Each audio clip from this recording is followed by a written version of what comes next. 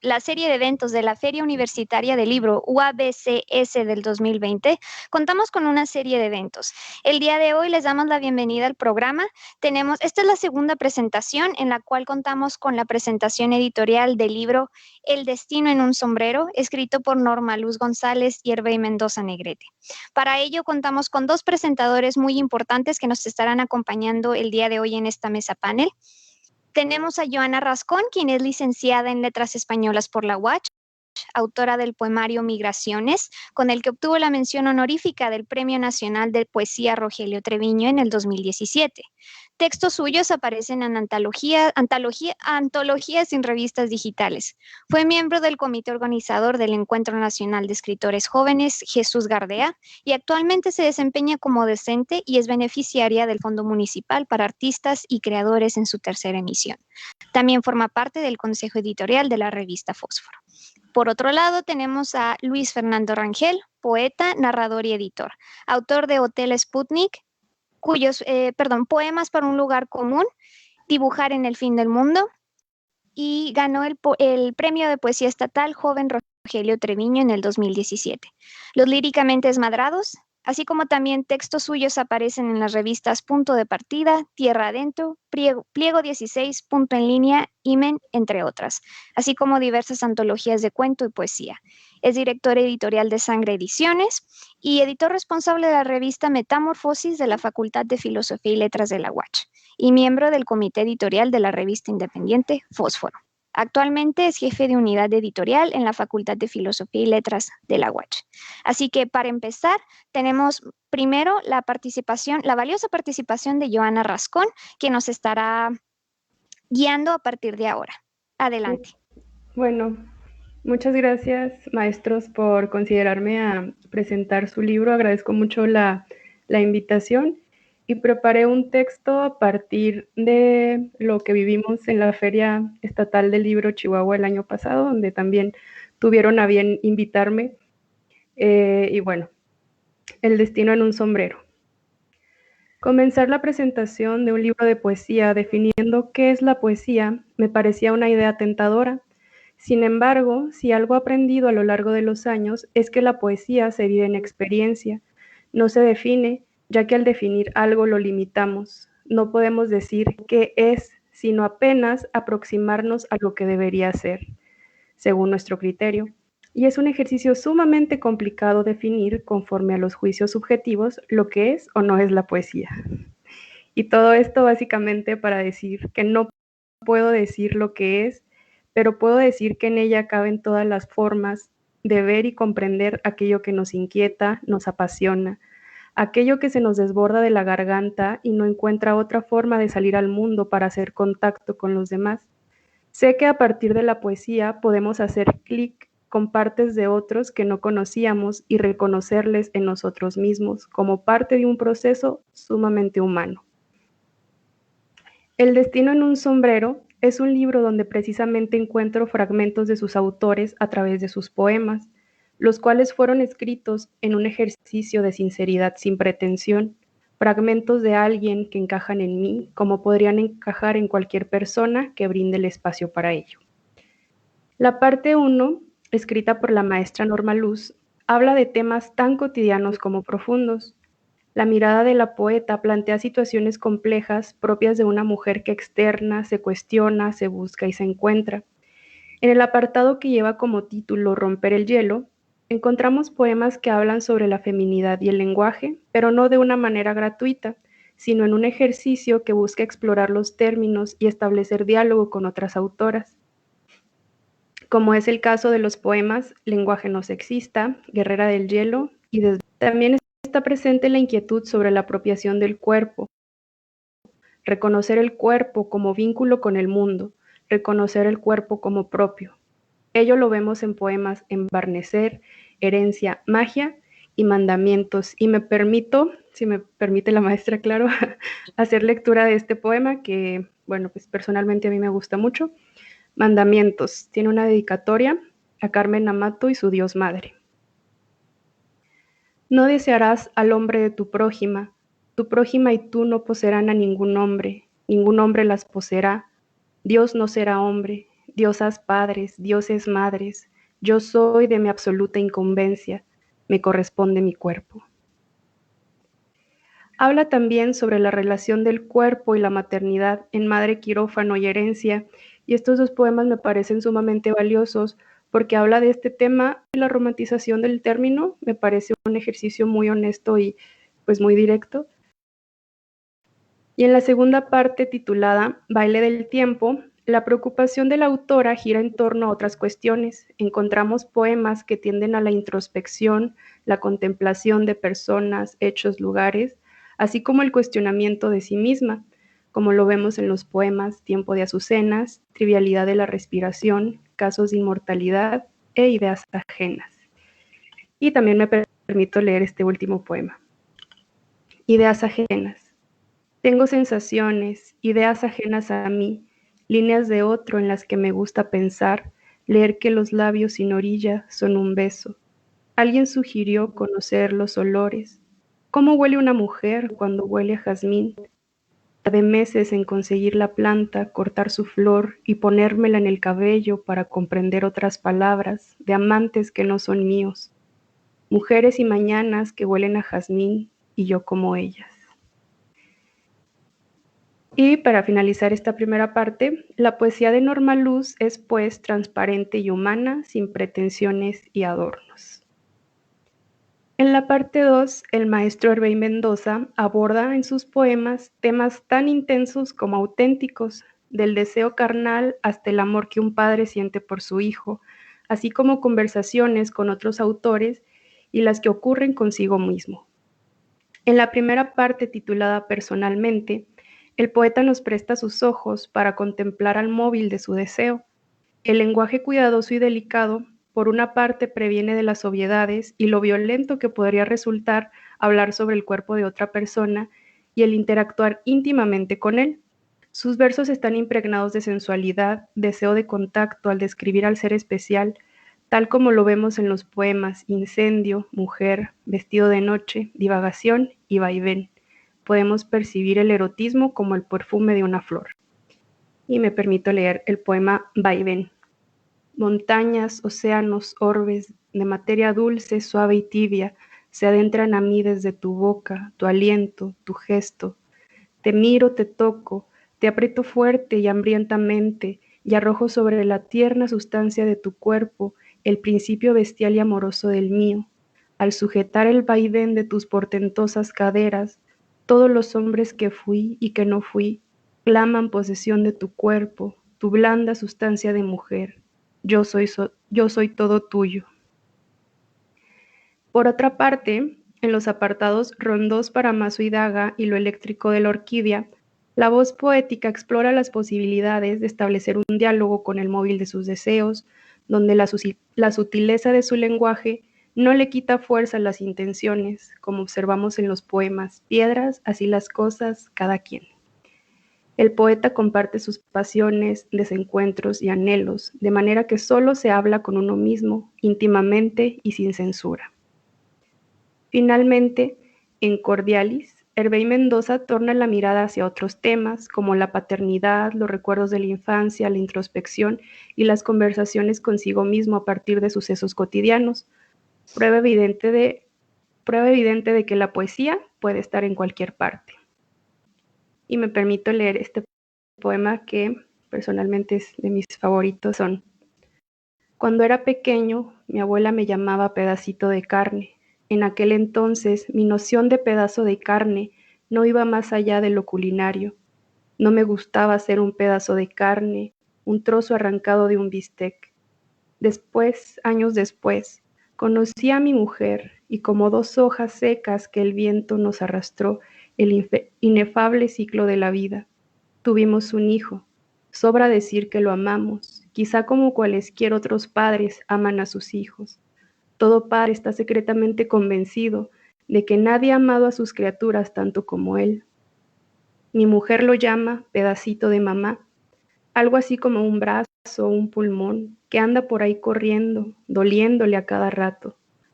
Una ocasión, al ir a recogerlo a la guardería, lo vimos jugar con otros niños ignorando nuestra presencia. Miraba hacia arriba a un niño mayor.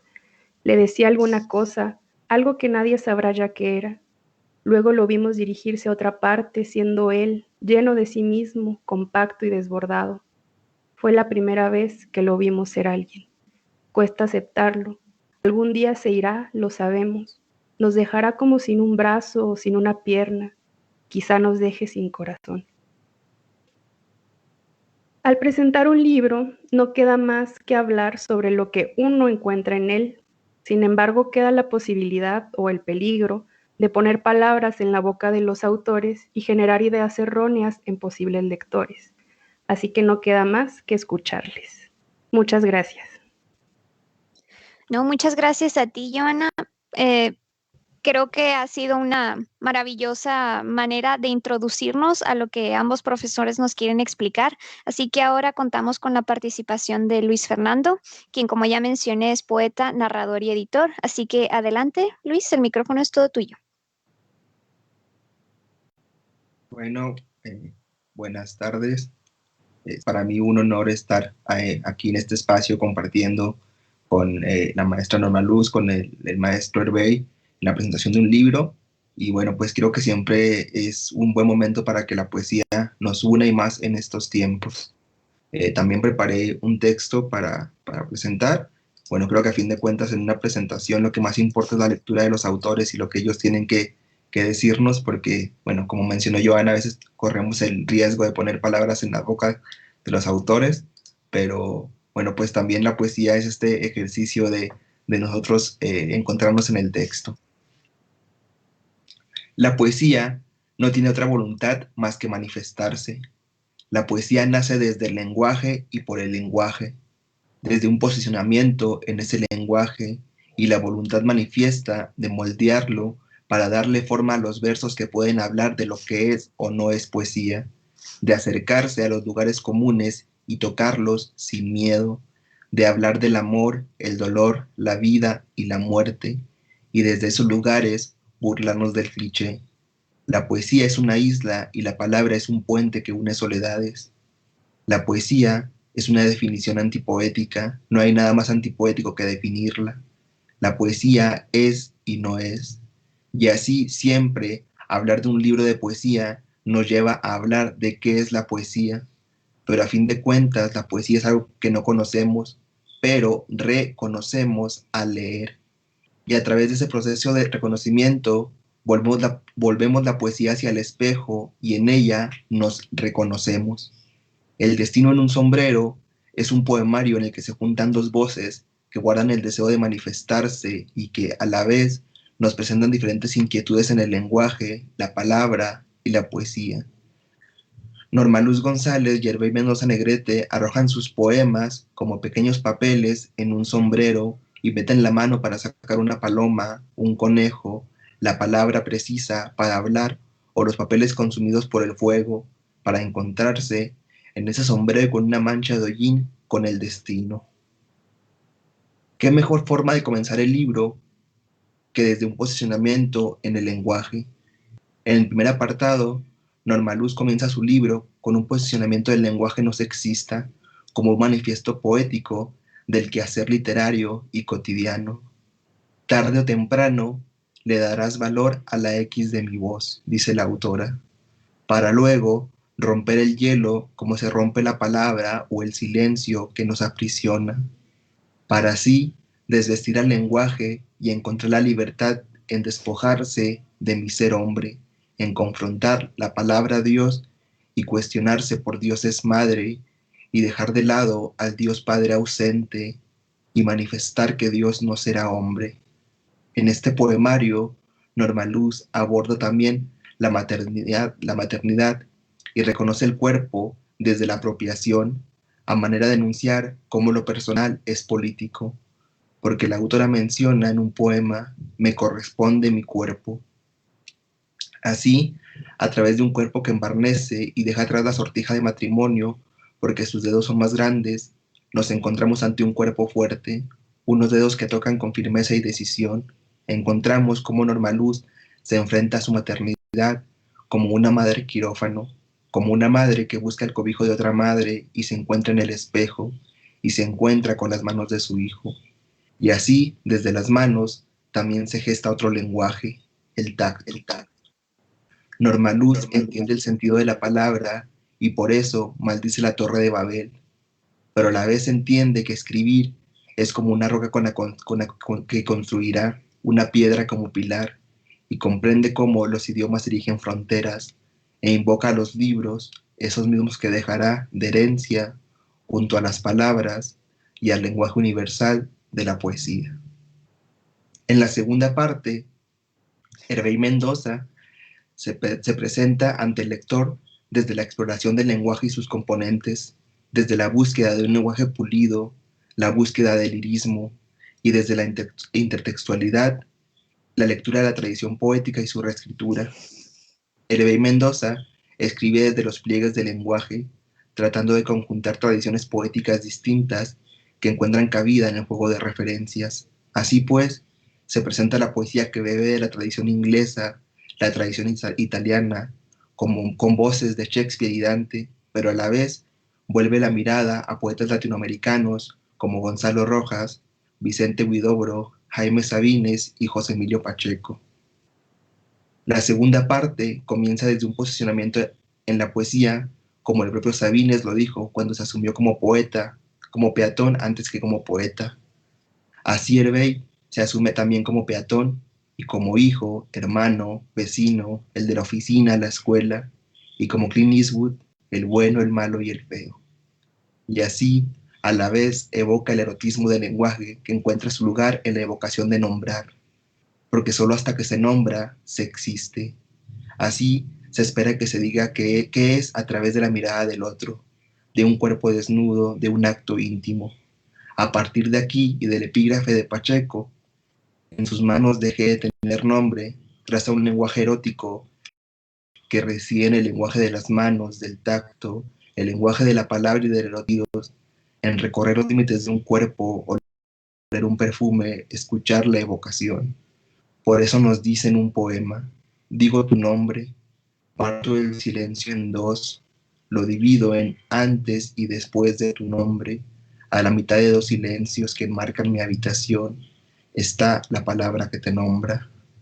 Por otra parte, Hervé Mendoza, en un ejercicio de poética y antipoética, nos lleva de la mano por aquellos versos de Huidobro. ¿Por qué cantáis la rosa, oh poetas? Hacedla florecer en el poema. Y en Metáfora Muerta nos dice que la rosa ya no, porque ya no sirve debido a que ha sido malgastada y echada a perder. Por eso nos dice, pero basta, si alguien me lo pregunta, para mí la rosa ya no. Luego, en un juego intertextual, dialoga con Gonzalo Rojas compartiendo un poema y una figura, el carbón. Así, hace un recorrido por la figura del carbón en las grandes evocaciones poéticas, es decir, en los mineros milenarios que hurgan en las entrañas de la tierra, en las locomotoras como monstruos hermosos, en los bocetos de los grandes artistas y en la promesa del diamante. Para finalizar, con la sentencia cotidiana del carbón de una carne asada que nos lleva a la lamentación y la reescritura paródica y el homenaje. Arde ya, oh indómito carbón de mezquite. Bueno, esas serían mis palabras. Muchas gracias.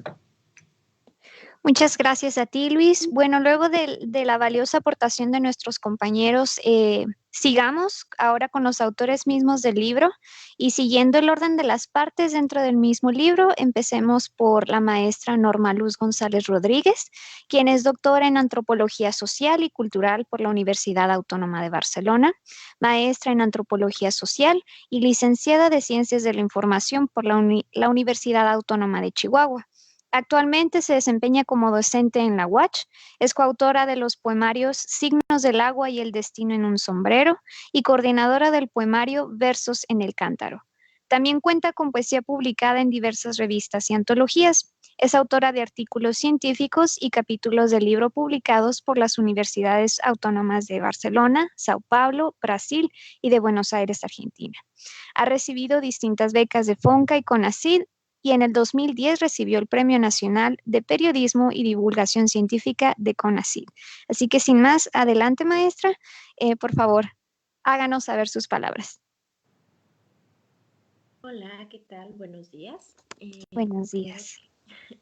Primero que nada, quiero agradecer profundamente a Joana y a Luis Fernando por esta presentación y pues a la Universidad Autónoma de Baja California Sur por este espacio.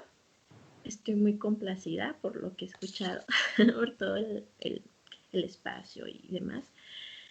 Y bueno, yo anoche, en la intersección de un día y otro a las 12, todavía me preguntaba qué debía decir.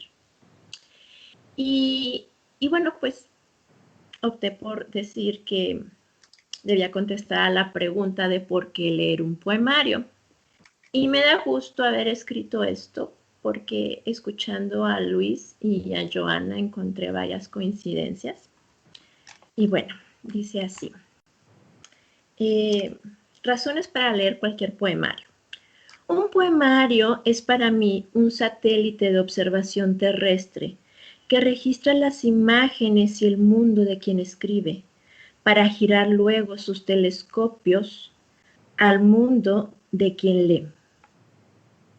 Estaba leyendo una notita acá en el chat.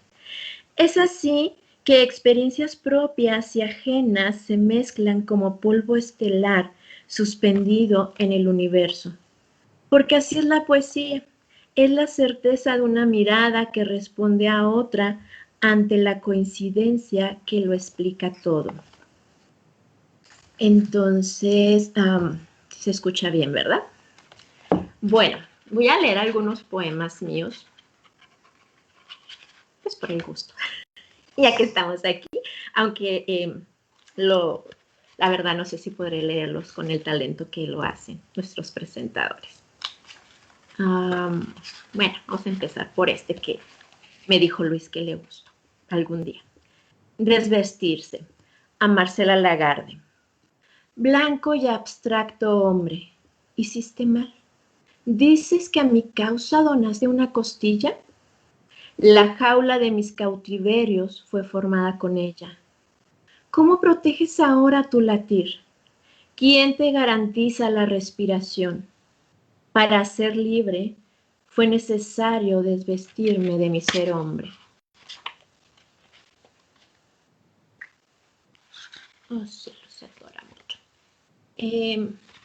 Este poema lo escribí hace muchos años, porque, bueno, siempre digo que este poemario es la conjunción de mi yo joven, mi yo universitaria con ahora mi yo profesora.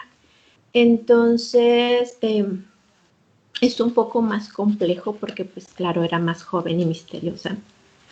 Pero bueno, lo quise leer. Y se llama Miedo a hacer música. Alguien espía la música. Un boyer se regocija mientras ella se desviste y otros la tocan. No quiere música que lo aniquile, solo escuchar su voz distante, ver a otro entre sus sábanas, un corazón ajeno que explota, tiñendo de vida roja al blanco. Él deja pasar las notas y los días, para que cuando llegue la muerte no haya vida que llevarse, nada que perder, ni requiem por tocar.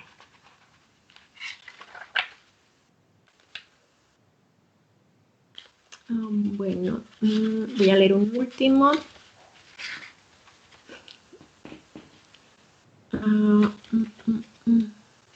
Bueno, Madre Quirófano, para Ian. En tu nacimiento asumí el quirófano en forma de cruz. Subí a ella y mi cuerpo fue accesible desde cualquier punto. El corazón me galopaba en un territorio ajeno, frío. Fui expuesta en posición fetal, sin el abrigo de la madre, que ahora era yo misma. La inyección epidural fue penetrante y directo a la médula, dejándome paralítica de forma momentánea. Mis piernas se volvieron papel. El pánico me invadió, hasta que las manos sucias de una enfermera circulante me sujetaron. Desde entonces me aferro a ellas, en tus manitas de niño. Gracias. Muchas gracias a usted, maestra. Enseguida, sin más dilaciones, contamos con el segundo autor y siguiendo el orden del libro en la segunda parte. Hervé Mendoza es profesor de la Facultad de Filosofía y Letras de la UACH. En el 2014 tradujo el libro La expedición punitiva, reporte del general Major John J. Pershing. También es coautor del poemario En torno de los días con Víctor Córdoba. Ha publicado algunas traducciones breves en la revista Metamorfosis y actualmente es miembro de editores y de la Asociación Mexicana de Traductores Literarios. Así que sin más, los dejo con él. El micrófono es todo suyo, profe. Gracias, Victoria. Gracias al espacio por la feria, universidad de la Gran Baja California Sur. Tengo familia en La Paz y dudo que me estén escuchando, pero sería muy grato. Gracias a la universidad, a la propia, a la de casa, a la UACH, por publicó este libro. Y pues gracias a Victoria por acompañarnos y a Joana y a Luis Fernando porque se tomaron el tiempo de leernos y de escribir, aparte después de habernos leído. Señalo que no es la primera vez que presentamos el libro y en la primera presentación ya nos había acompañado Joana. Y quiero decir que no fue la misma presentación, lo cual agradezco doblemente, ¿no? Porque es lo más fácil repetir la presentación, entonces agradezco mucho que te hayas tomado el tiempo, Joana y Fernando. A diferencia de ustedes, yo no escribí comentarios, estuve dándole vueltas, hice notas y al último dije, vámonos así de manera improvisada. Pero coincide que algunas de las observaciones que hacen, inevitablemente, pues fueron las mismas formulaciones que yo hice. Incluso partí, yo creo que mi primera reflexión cuando estaba pensando en esto fue con la que inició Joana, ¿no? El problema de la definición de poesía, que me gusta mucho el planteamiento de la polaca Wisława Szymborska, ¿no? Que dice ¿qué es la poesía? Dice, más de una definición se ha dado, dice, y no sé, y sigo sin saberlo, y sin embargo, de ello me aferro como a un oportuno pasamanos, ¿no? Dice, no sé lo que sea la poesía, pero aquí me tienes escribiéndola y leyéndola prácticamente a diario, ¿no? Cuando tenga oportunidad o cuando no tenga uno la oportunidad. También pasé por la cuestión de platicar por qué poesía, para qué poesía. Pues es lo mismo, ¿no? Llegamos a una respuesta, llegué yo a una respuesta que siempre llego a ella, que me parece la más linda de todas. Dice, ¿para qué leemos y escribimos poesía? Para nada. ¿Y por qué lo hacemos? Porque es divertido, porque es placer, porque es un gusto estar leyendo. A veces nos funciona para renegar un poco más, para encontrarnos en otros autores cuando lo leemos. Y creo que leímos poemas porque ese poema que tenemos en mente no lo hemos leído, entonces necesitamos que exista, por eso lo escribimos, para poder leerlo y ya existe una vez que lo escribimos. Norma Luz mencionó de un texto, dice que ese libro lo escribí hace mucho tiempo. Y eso resulta interesante. Me gusta mucho cuando lo dice Borges, cuando reescribe, cuando reedita uno de sus libros de su juventud, que dice, yo no escribí este libro, lo escribió el joven que fui hace muchos años y con el que no tengo nada que ver ya, ¿no? Bueno, en este ejercicio de confesiones, yo les confieso que una parte de este libro, y les voy a decir específicamente cuál, la que se llama Rondós para Mazo y Daga, fue prácticamente como en algunos casos. A mí me gusta el caso de ¿cómo fue el nombre de esta escritora estadounidense, feminista muy poderosa? Si me acuerdo les digo, que escribió unos textos a partir de una sugerencia porque estaba en crisis emocional, psicológica y demás, entonces escribe a manera de terapia, ¿no? Y resulta que salieron cosas que luego se trabajaron y se convirtieron en poesía, pues así de alguna manera esa etapa, esa parte de Rondos para Más Vidaga surgieron así, fue una cuestión, una crisis que era nada más sacar todo y en algún momento pues se le da el trabajo propio de la poesía, ¿no? Que es parecido metafóricamente al de un pintor, no sé, en el que hay que corregir pinceladas y darle forma y hacerlo de alguna manera un texto que pueda ser compartido por alguien más, si no se convierte en una mera confesión, ¿no? Que vaya más allá y se convierta en poesía. Volviendo a Borges, dice que cuando uno es joven, uno es vanidosamente barroco. Dice. Con los años, uno prefiere la secreta complejidad, dice, y me encanta esa formulación. Cuando yo tenía la edad de ustedes, Luis Fernando y Joana, sí era vanidosamente barroco y casi todo lo que publiqué en aquella época me llena de vergüenza, ¿no? Casi es pura pirotecnia sin sustancia. Y bueno, he llegado creo que a una etapa en la que ya hay más depuración y hay algunos trucos secretos, ¿no? Esa secreta complejidad que hablaba Borges, y yo puse ahí en los poemas, en algunos cachitos por ahí, y ahorita me llenó de un gusto enorme ver cómo los sacaron a la luz así de una manera como, digo, ya no fue secreto, en realidad es algo que sí se encuentra fácilmente o que se encuentra ahí, o no sé si ustedes tengan esas habilidades de lectura tan profundas. Digo, no que sea profundo, sino que fueron pequeños trucos que puse y los enterraron. Una de mis opciones, antes, cuando estaba pensando qué decir, era, y se lo comenté aquí a Norma Luz, es, ¿qué tal si en vez de decir algo, le preguntamos algo a los presentadores, ¿no? Sobre el libro, sobre su reacción? Y no quería dejarlo pasar. De alguna manera ya en su presentación hicieron referencia y citaron algunos textos en específico. Llama la atención que cuando uno escribe algo, sobre todo así en formato ya más extenso como libro, muchas veces los poemas favoritos del autor no son los poemas favoritos del lector. Entonces, hubo una coincidencia.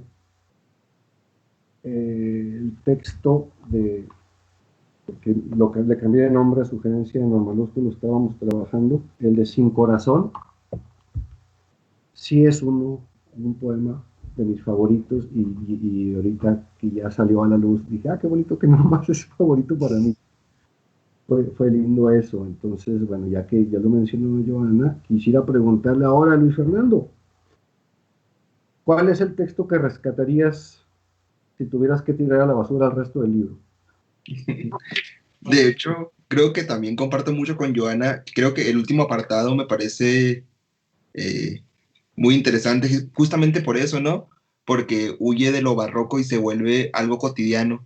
Y creo que algo que me gusta mucho de la poesía es cuando se vuelve cotidiana para que sea accesible al lector, ¿no? Que el lector realmente pueda reconocerse en la lectura. Porque ¿de qué sirve leer un texto si no nos vamos a reconocer en él, ¿no?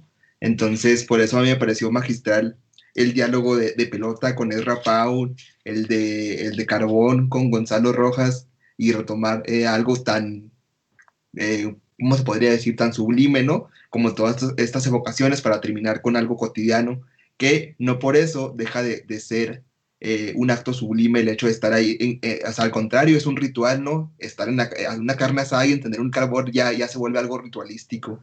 Así es. Y también bueno, pues Sin Corazón también es un poema que desde el lenguaje aparentemente sencillo, coloquial, nos deja pues con ese nudo en la garganta, ¿no? Y creo que un texto que puede hacer eso es muy difícil.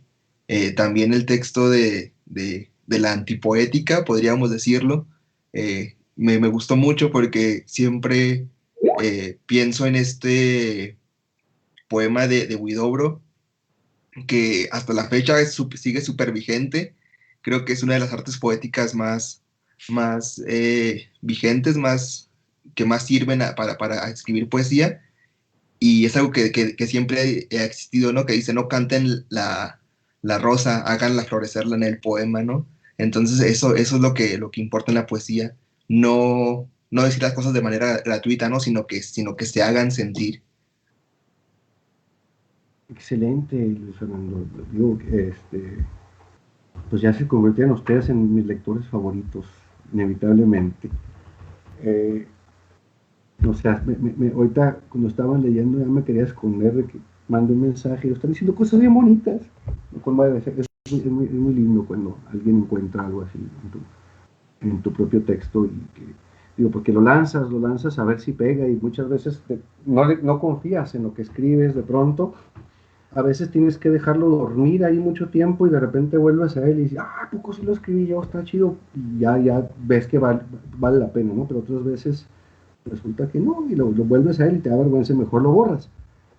Me quisiera mencionar que ese es uno de los motivos por el cual existe este libro del destino en un sombrero, porque yo no habría podido publicar nada de lo que está ahí, al menos así en libro, si no fuera porque Norma Luz tuvo la iniciativa y a fin de cuentas se aventó la chamba más pesada de andar correteando y gente y moviéndose para impresiones y todo. Cuando entramos a la convocatoria de publicaciones Watch, me dice Norma Luz, y fíjense que es chistoso porque yo nomás he participado en 2 libros, así como autor, y en realidad los dos es como coautor. ¿Cómo se llama? En torno de los días con Víctor Córdoba y han sido porque yo no completaba la extensión que pedía la Watch para poder meter una publicación, entonces ni preocupado estaba. Llegando a Malos me dice, yo tengo material, yo también tengo material, lo juntamos y ya completamos la extensión del libro. Entonces pues prácticamente esto es obra de Norma Luz, todo este librito se lo debemos a su iniciativa. Y fue interesante porque muchos de los textos, algunos de los textos que encontré, los recordaba, ¿no? Como esa de ¿a qué huele el jazmín? Yo recuerdo esa conversación, éramos estudiambres de licenciatura cuando tuvimos esta conversación y aparece ahí. Es lindo ver todo eso ya repensado, replanteado. Es bastante, pues no sé, llena. Digo, si no estamos vivos para eso, no sé para qué estamos. No sé, Joana, lo mismo que le decía Luis Fernando, tú ya mencionaste que también es Sin Corazón. ¿Hay algo más que rescatas, que haces propio, que no quemarías al quemar el resto del libro? Bueno, yo no quemaría ninguna parte del libro, ¿verdad? Pero la parte que menciona Luis, precisamente esta última parte de Incordis, me parece se llama, o Cordialis, ¿verdad? Sí. Yo la rescato mucho precisamente por esto que menciona Luis, de que siento yo que, o sea, me trae muchos, como que evoca cosas con las que yo me identifico bastante, ¿no? Pues esto de este poema de Sin Corazón, de ser un pedacito de alguien y que ese pedacito ande por ahí, perdón, me acuerdo mucho que hay un poema que habla sobre como esta inquietud que hay en la infancia, ¿no? El de Bolovanes se llama, que yo les digo a los niños que no se pongan a jugar y ellos van y lo hacen. Entonces este tipo de situaciones pues a mí me llenan mucho, hago mucho contacto con ellas, obviamente de una manera muy, muy personal y muy subjetiva, y yo creo que es mi parte favorita del libro, los poemas que ahí aparecen. Sin embargo, también de las demás partes hay poemas, pues sí, ¿no? Muy como eróticos, muy así fuertes, que también está... también podemos sentirnos identificados con eso, obviamente, ¿no? Todos hemos amado y deseado de una manera, entonces, pues sí, pero esta sería definitivamente la última parte, la que más rescataría yo del libro, ¿verdad? Sin demeritar las demás. qué bueno que coinciden para saber cuáles son los que en dado caso, en algún momento leo en público o algo por el estilo, ¿no? Saber qué son los que funcionan. Un comentario de aquí, digo, para unir las preguntas a ambos, de ambos, o las preguntas que les hice a ambos, en alguno de los textos que bien mencionas, Joana, que son eróticos, son pornográficos prácticamente, ¿no? Y entonces fue un ejercicio de estar puliendo para que quedara más sutil y menos explícito, y parece que sí funcionó, según tú señalas. Y Fer, te comento que el texto ese de Carbón, me dio mucho gusto que lo mencionaras porque es un texto el cual me daba miedo incluirlo porque tiene un toque humorístico, tiene un toque cómico al cierre, y me daba miedo porque no tenemos propiamente, o no se respeta mucho la tradición cómico, ¿no? Pocas obras hay como el Poemínimos de Efraín Huerta, que sea poesía cómica respetada, y aún así, yo diría que Poemínimos es un poemario más vendido que respetado, ¿no? Si mejor lo lees en secreto y no comentas que te gusta. Entonces me daba cierto miedito ponerlo, y me da mucho gusto que haya habido una respuesta tan positiva a esto. Creo que mencionaron que es importante que leamos, entonces yo no quería leer, pero voy a leer. Y dijeron que Cordialis, voy a leer ese de Bolovanes, que ya mencionaba Joana. Y la escena es tal cual, ¿no? De una escena afuera de ¿cómo se llama la plaza donde está Catedral? La placita. ¿Lo saben? Yo siempre confundo cosas, pero bueno, creo que es la Plaza de Armas, no sé si se llama Plaza de Armas, ¿no? Bueno, estaban ahí, no se llama así, bueno, ya la regué. En fin, ahí estaban mi enano y su prima, y uno preocupado porque estaba haciendo mucho viento, y estaban ellos jugando ahí, y tal cual, hay así, se empezó un remolino, y la basura, ellos felices brincando ahí en el aire, en el viento, y yo preocupado. Y bueno, sobre ese tema, ¿no? Bolovanes, que viene del francés vol au vent, que es vuelo al viento. Ahí viene la referencia, dice. Hacía un viento espantoso, o eso pensaba yo. Los paseantes se escabullían en todas direcciones hasta dejar la nocturna plaza casi desierta. De pronto, el viento comenzó a arremolinarse. Polvo, basura y hojas secas comenzaron a girar y a elevarse en un vertiginoso carrusel. ¡Avance para acá!, grité a los niños. En realidad no había peligro. Era más un asunto de prejuicios, adquiridos lentamente con la edad. Pero ellos, natural e instintivamente, desobedecieron y abordaron a toda prisa el improvisado carrusel. Se hace uno viejo y de pronto le dicen a los hijos que no hagan lo que uno sabe que es divertido. En fin, creo que con esto concluyo. Les agradezco muchísimo. Aquí nos solicitan que compartamos información acerca de dónde conseguir el libro. Norma, tú sabes estos datos, tú eres tienes más claridad de pensamiento que yo. ¿Dónde se puede conseguir, Norma? Buena pregunta. Pues en la editorial de la Watch, creo que, bueno, tiene el libro. Pues en la editorial, en el departamento editorial, hay algo que está en transición en la editorial, me desmentirá Luis si no, cuyo dominio son las editoriales de Chihuahua. A mí me contaron que tiene este proyecto de volverlos digitales. De hecho, de los libros anteriores yo firmé algunos que están como que gratuitos, digitales. Entonces, quizá navegando en la página de la WASH puedan encontrar los datos de la editorial y pues lo puedan encontrar en físico.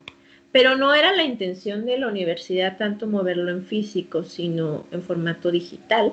Entonces, seguramente si escriben a la editorial les podrán facilitar de cualquier forma un libro. Bueno,